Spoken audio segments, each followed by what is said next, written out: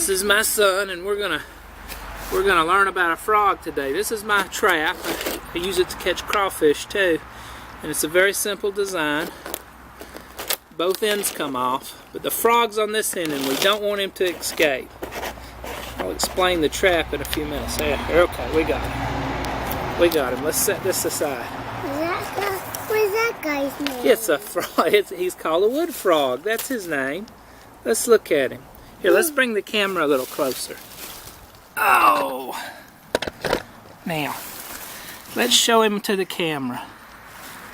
That is a wood frog. And that's about as big as they get. Show him. We'll show the belly. Let's show the belly. He's pretty calm. Do you want to touch him? Yeah. Touch the frog. He's slimy, ain't he? He's a slimy frog. Look at him in that water. Yeah, there's a bunch of them in the water, yes. So, oh, and there he went. I hope you got a good look, folks. Oh, I'm sorry, but just to tell you a little bit about the wood frog, they are actually really good in colder weather. They're one of the first frogs to start laying eggs. This is late January. And this small pond beside my house is full of eggs.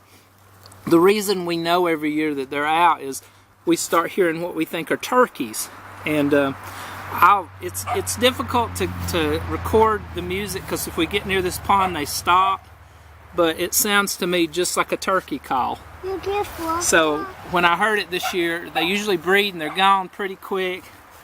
They lay a lot of eggs. This is a kind of frog that you'll find off in the woods. It doesn't necessarily have to be right by water. We're in the upper North Georgia mountains, so this is one of the few places furthest south that they come. This is a frog that they find up in Alaska. They're just below the Arctic Circle. This species, again, it's just a wood frog, and they're pretty common in the northern highlands where it's colder. The niche these frogs fill is colder weather, and people don't think of amphibians as a cold weather species, but this one does pretty well, and we're proud to have him on our property. They're a lot of fun to listen to. And just to explain my trap a little bit better, all it is some Del Sol banana pepper jugs. I've cut the bottoms off, and these little ridges allow you to just pop them together. I got a rock in here to sink it, and there's holes every few inches so that it can absorb water. And that's all it really is. This is a funnel that I've made out of a Gatorade bottle. You see, I've cut the top off a Gatorade bottle, and again, there's a little ridge there. You can just cut a hole in the lid and pop it right in. Animals, this is a great crawfish trap. Really good crawfish trap, but fish and also obviously frogs will just go in that funnel. And I've baited this one with a little bit of loaf bread. They'll go in there and they'll feast, and they can't figure out real quickly how to get out. It's nice to have a back end. I even have on this one for crawfish, it's good to put dog food in this little bottle that also has holes in it, and I just screw it in there so it's not floating around. I didn't do that for the frogs. I just put some bread in there, but I have a tie down so I can tie it to a limb so raccoons can't run off with my trap, or it's harder for them to. They still do it sometimes. But that's all this is.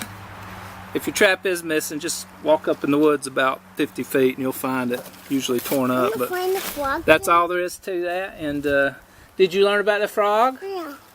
I wish I'd held it tighter. It got away.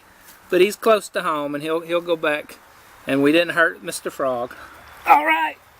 Did you like being in the video? Yeah.